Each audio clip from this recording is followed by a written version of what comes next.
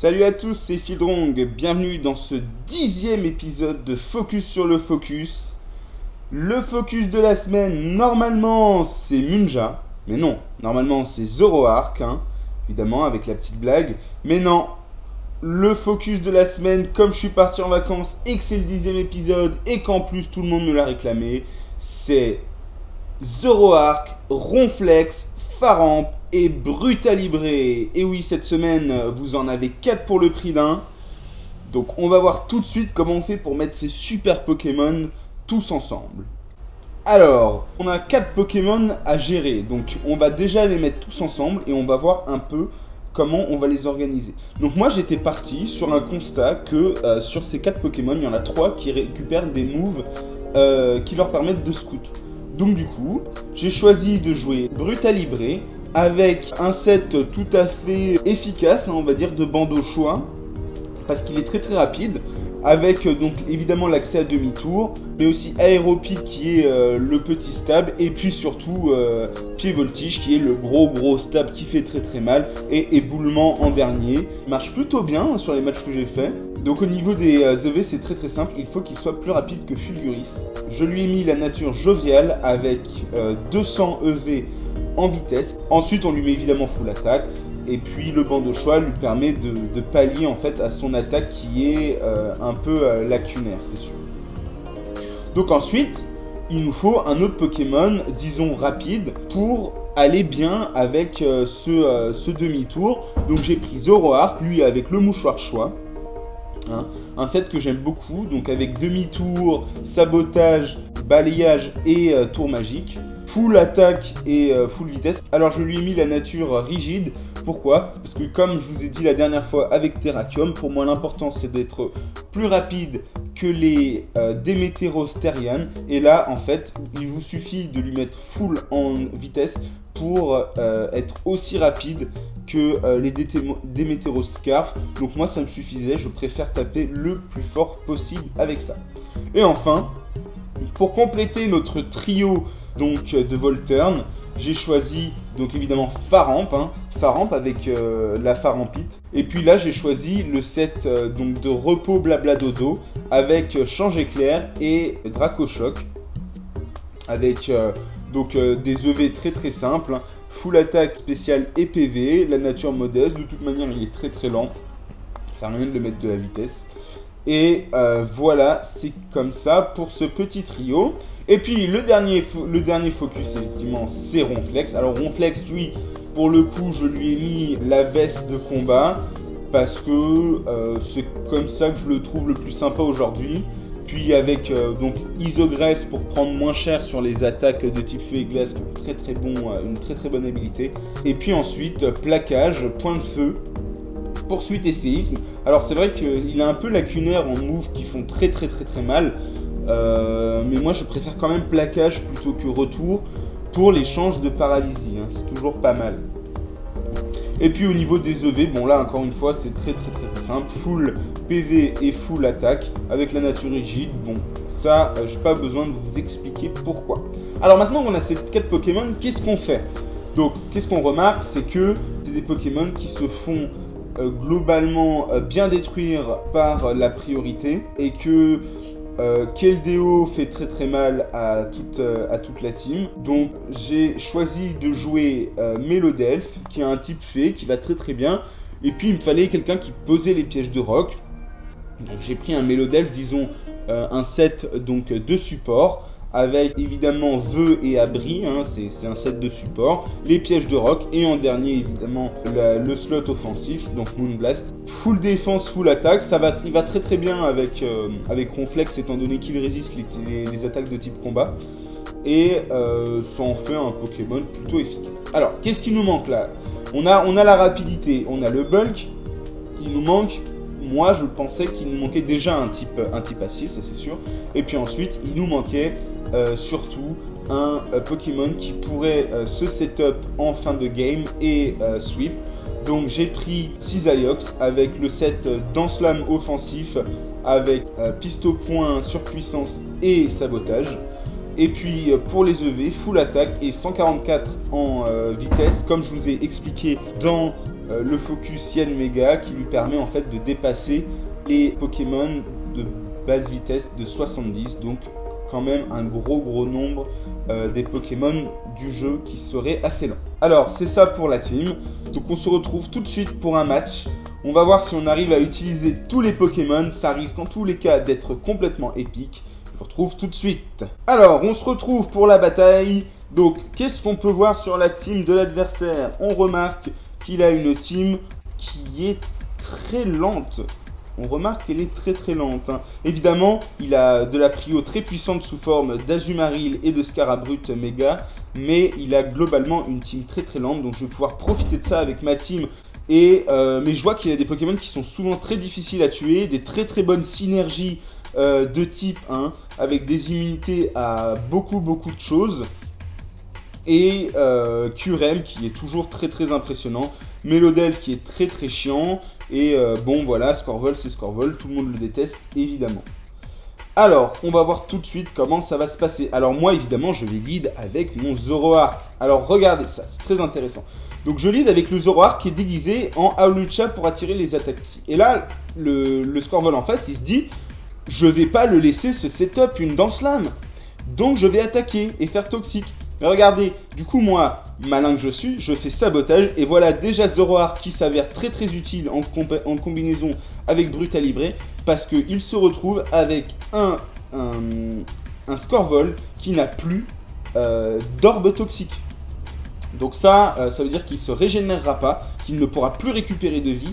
Et c'est tout à fait positif. Hein. Ça, c'est vraiment ce que vous voulez absolument faire avec le Scorvol d'en face. Hein. Donc maintenant, je ramène mon cher Melodel parce que je sais qu'il ne peut pas me toucher mon Scorvol. Et je vais profiter de l'occasion pour placer les pièges de roc. Et puis, par derrière, je vais tout simplement l'achever. Alors moi je pensais qu'il allait switch, mais bon, évidemment c'est un peu un point mort là, son Scorvol. Donc je pense qu'il le laisse mourir pour pouvoir placer un Pokémon dangereux qui va me faire mal de toute manière. C'est exactement ce qu'il va faire, parce qu'il va me placer, comme vous allez pouvoir le voir, son Magnézone. Alors Magnézone qui est une sorte de monstre d'attaquant spécial, hein. Là comme on va le voir, il fait très mal. Alors évidemment moi je fais abri toujours parce que je veux voir ce qu'il va faire. Vu que maintenant plus personne ne le joue avec clonage le Magnézone et que j'ai vu qu'il n'avait pas donc de reste. Je vois qu'il se bloque sur donc Luminocanon. Et regardez les dégâts que ça fait à mon Pokémon qui résiste. Donc quand même un Faramp qui a beaucoup d'attaques de défense spéciale et beaucoup de PV. Je sais que c'est forcément un Choice Specs. Et donc là je méga évolue. Et puis je fais évidemment changer clair, hein, toujours pour garder la main haute. Parce que je savais qu'il allait switcher mais je savais pas sur quoi. Donc voilà, je voulais pas qu'il place son Mélodelph. Là il m'envoie son Curem. Et là je place mon vrai Brutalibré en le menaçant du pied voltige. Évidemment lui il sait que je le menace d'un pied voltige. C'est pour ça que logiquement j'en profite pour placer le demi-tour.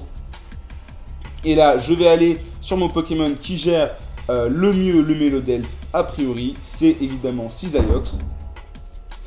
Et là je me dis, vous allez dire il est vraiment nul ce Fildron, mais là moi je me disais j'ai pas envie qu'il me place son Magnézone et qu'il me bloque avec Magnépiège et qu'il me fasse son attaque PC Feu. Donc du coup j'ai prédit un switch qui n'est pas arrivé parce que je fais au lieu de faire piste au point, je fais surpuissance et lui il me one shot proprement avec évidemment lance-flamme. Alors là je balance mon autre Pokémon qui peut gérer Mélodelph, c'est évidemment Ronflex. Et là je spam le plaquage en espérant la paralysie et le parax. Et je vais accélérer un peu. Parce que ça va un peu accélérer. Donc voilà, je fais des plaquages jusqu'à ce qu'il paralyse. Je le paralyse. Je remarque que le plaquage fait quand même le tue en 3 coups. Donc c'est plutôt pas mal. Donc je continue. Une fois, il est pas paralysé. Mais lui en même temps, il peut pas me faire grand chose. Parce qu'il doit vraiment se setup fort. Vous allez voir, il va m'attaquer. Regardez les dégâts que je prends. Je prends 23% de vie sur un Moonblast à +2 Vous voyez un peu la résistance de ce Ronflex. Et voilà, il finit par choper la paralysie, et là, il se met un peu dans la merde, parce qu'il a plus de Mélodelph, alors que Mélodelph, il suffisait de... Je comprends pas pourquoi il s'est acharné, il suffisait de se débarrasser de mon Ronflex pour se faire toute ma team. Et là, par contre, il me place son Scarabruit, et là, je me mets en danger. Alors, moi, je fais point de feu pour pas le laisser un tour gratuit de setup. Et alors, on m'a dit de poser pour expliquer mes choix, donc je vais poser. Alors, très rapidement, vous voyez que là, il y a +2, et qui me menace, il peut potentiellement se faire toute ma team avec Quick Attack, Retour, ou séisme, évidemment. Alors là, je joue le tout pour le tout, je joue le bait. Alors souvent, les gens, faut savoir, ils sont pas trop habitués à Zoroark et ils se font avoir. Et là, ça ne coupe pas. Il n'a pas fait vive attaque. Alors peut-être aussi qu'il pensait que mon Zoroark pouvait le tenir, mais moi je suis à peu près sûr que non. Je place le Zoroark sous forme donc de Faramp. Et en fait, du coup, il a sûrement fait séisme, et puis moi je suis là avec mon Choice Scarf, donc je suis plus rapide que lui et je peux l'achever avec le sabotage, et il me place son Curem et je le refais avec son sabotage. Donc voilà, hein. Et puis là il me reste sa dernière menace à gérer, c'est le Azumarill, donc Azumarill qui va me faire très très mal, mais moi je veux pas qu'il puisse, s'il fait cogne bidon, je veux pas qu'il puisse récupérer trop de vie. Donc je continue à attaquer. De toute manière, mon Zoroark est servi. Et il finit par me le tuer. Bravo Zoroark, hein, il avait quand même bien fait son taf d'illusion, hein, vous remarquez. Hein, c'est un Pokémon qui joue donc sur les nerfs de l'adversaire, hein, on sait jamais. Et puis là, je veux vraiment pas que l'Azumarill se place. Donc je spam mon attaque avec mon Choice Band Brutalibré. Alors, c'est vrai que si j'avais joué Brutalibré ce coup-ci avec la Power Herb et Piqué, ça aurait été mieux. Mais bon, c'est pas non plus la mort parce que j'arrive à me débarrasser de l'Azumarill avec 2 attaques, ce dont j'avais besoin. Puis là, regardez les dégâts de Magnézone, hein, voilà, vous voyez, Luminocanon me one-shot proprement mon Mélodelph. Mais là, je sais que je peux en tenir un, même si c'est un coup critique d'ailleurs.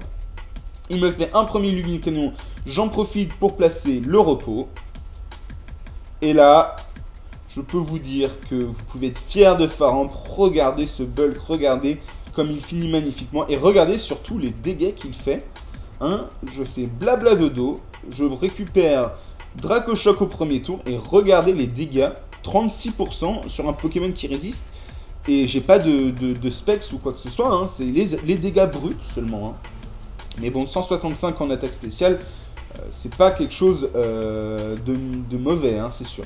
Et voilà, donc là ensuite, je récupère donc une deuxième attaque, donc c'est tant mieux, comme ça j'ai moins de risque de choper le crit. Et je finis au tour suivant avec le Draco Choc à nouveau. Et regardez, c'est un match qui se finit à 1 Pokémon à 25%. Un match avec 2 overused. Et voilà. Et donc c'était un super match. Hein. J'espère que ça vous a plu.